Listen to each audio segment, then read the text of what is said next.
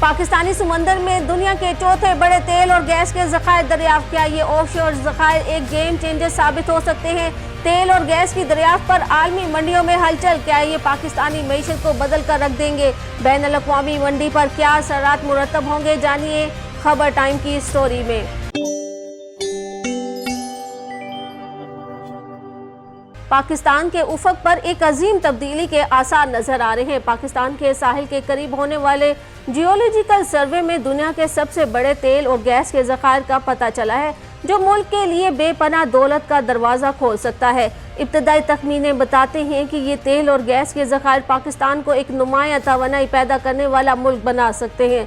अगर सब कुछ मनसूबा बंदी के मुताबिक होता है तो अगले 10 सालों में पाकिस्तानी पानियों में ऑफशोर प्लेटफॉर्म से अरबों डॉलर की आमदन होगी। ये दरियाफ्त एक अहम वक्त पर हुई है जब पाकिस्तान तकरीबन दिवालिया हो चुका है।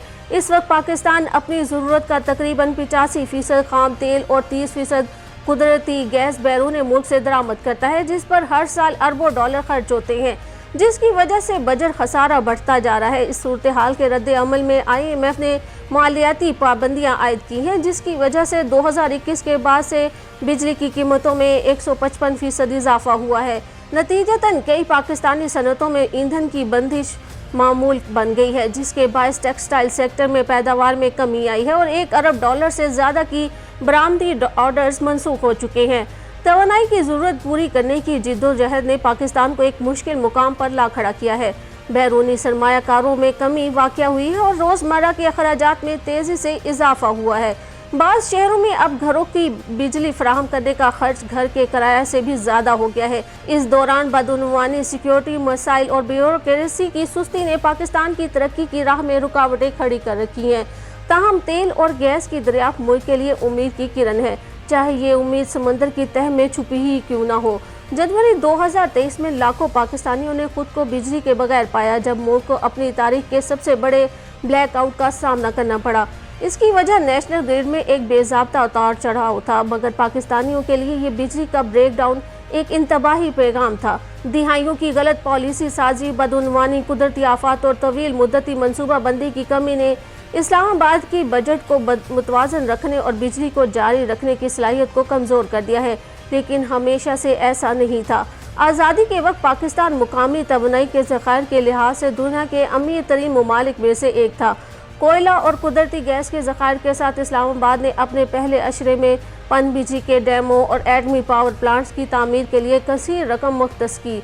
ताहम वक्त गुजरने के साथ पाकिस्तान की आबादी 5 गुना बढ़ गई और इसकी ज़रूरत भी। हालात 1990 की दिहाई से बिगड़ना शुरू हुए, जब हुकूमत तेज़ी से शहरी आबादी की ज़रूरत को पूरा न कर सकी और मौजूदा इंफ्रास्ट्रक्चर टूटने लगा। इस्लामाबाद ने तवानाई के ब्रोकर से मदद तलब की ताकि तवानाई का बहरान टाल सके, लेकिन ऐसा करते हुए खुद को कर्ज के चक्कर में फंसा लिया। सियासी इस्तेहकाम को बरकरार रखने के लिए पाकिस्तान ने वादा किया कि तवानाई की कंपनियों को सब्सिडी दी जाएगी ताकि सार्फिन के लिए कीमतें एक मुकर्ररा सतह पर बरकरार रहें। ताहम जब हुकूमत सब्सिडी की अदायगी में नाकाम रही तो मुकामी तवानाई कंपनियां अपना इंफ्रास्ट्रक्चर बरकरार नहीं रख सकी और ईंधन की दरामदात शुरू कर दी। आज पाकिस्तान अपनी 30% कुदरती गैस और 85% खाम तेल बैरून मुल्क से दरामद करता है, जिस पर रियासत को सालाना $17.5 अरब खर्च करना पड़ते हैं।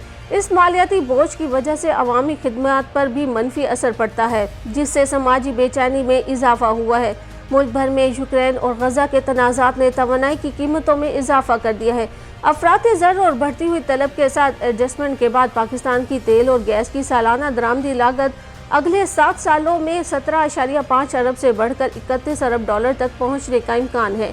ये तादाद हैरान कुन है और मौजूदा दिफाई बजट से 3 गुना ज़्यादा होगी।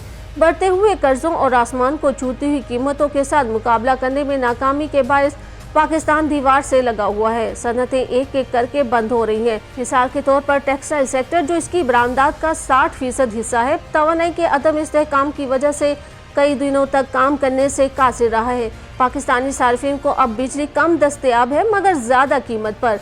गुज़िश्ता 3 सालों में तवानाई की कीमतों में इतना ड्रामाई इजाफा हुआ है कि पाकिस्तान के 24 करोड़ शहरों में से बहुत से लोग अपने घरों से बेघर हो चुके हैं और सड़कों पर निकल आए हैं। लेकिन अब पाकिस्तान की मौशी बहाली की उम्मीद में इजाफा हुआ है। एक हालिया जियोलॉजिकल सर्वे में मुमकिन 240 मुकामात की निशानदेही की गई है, جن میں پاکستانی پانیوں میں بڑے پیمانے پر خام تیل اور قدرتی گیس کے ذخائر موجود ہو سکتے ہیں۔ سب سے بڑا سوال یہ ہے کہ کیا یہ دریافت ایک گیم چینجر ثابت ہو سکتی ہے؟ پاکستانی حکام یقین رکھتے ہیں کہ یہ ایک بلو واٹر اکانومی ہے۔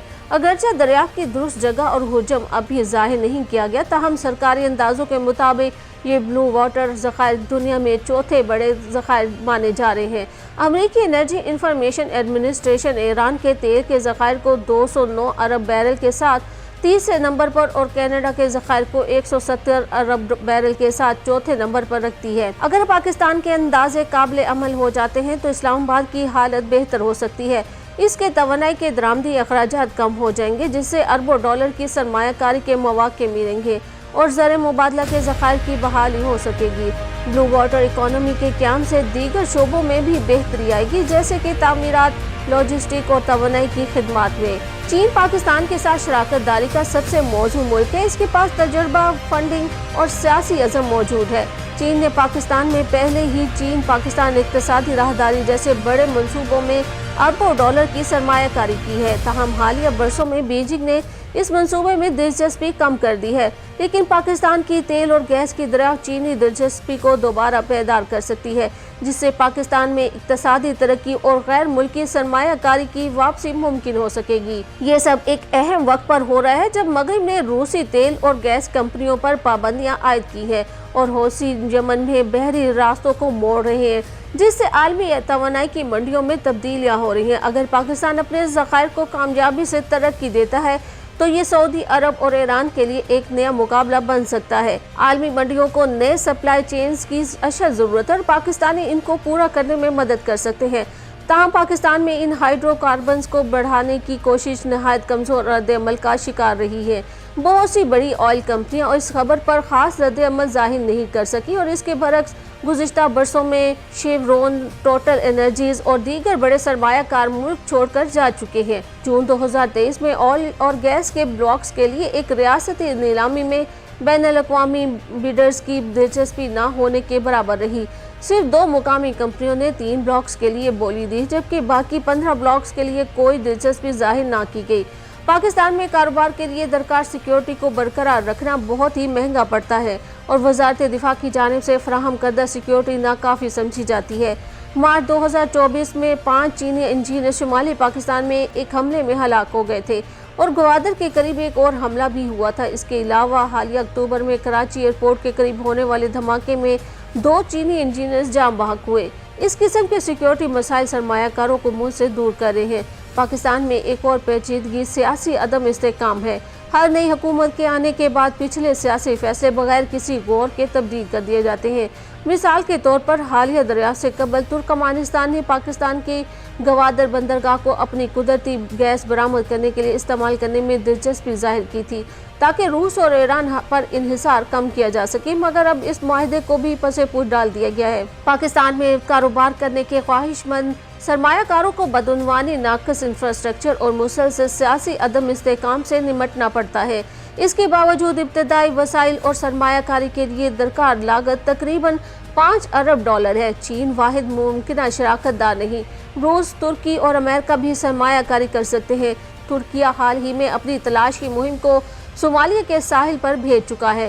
پاکستان کے پاس انٹرنیشنل سرمایہ کاروں کا اعتماد بحال کرنے اور مناسب شرائط پر مذاکرات کرنے کی ضرورت ہے۔ سرمایہ کاروں کو قائل کرنا اور ان کا اعتماد بحال کرنا پاکستان کے مستقبل میں کلیدی کردار ادا کرے گا۔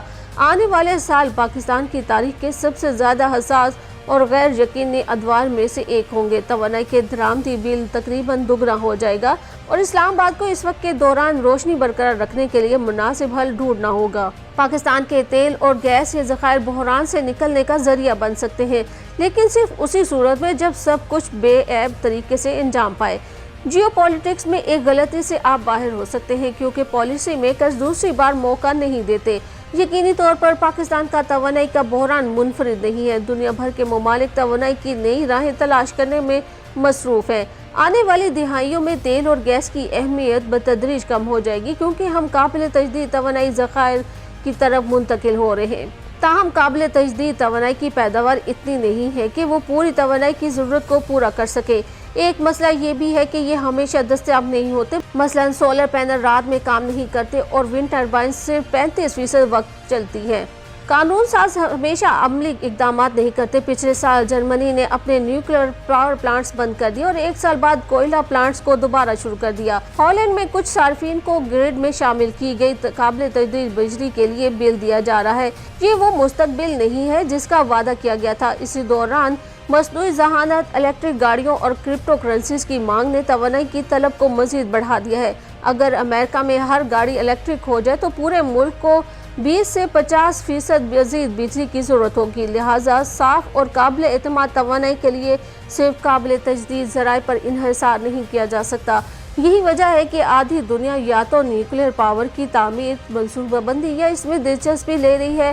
ماہرین کے مطابق نیوکلیئر انرجی کم اخراجات کے ساتھ زیادہ طاقت فراہم کر سکتی ہے اور یہ موجودہ توانائی بحران کے حل کا حصہ ہو سکتی ہے۔ بڑے ٹیکنالوجی کے ادارے جیسے ایمیزون، گوگل اور مائیکروسافٹ بھی اس میں اربوں ڈالر کی سرمایہ کاری کر رہے ہیں۔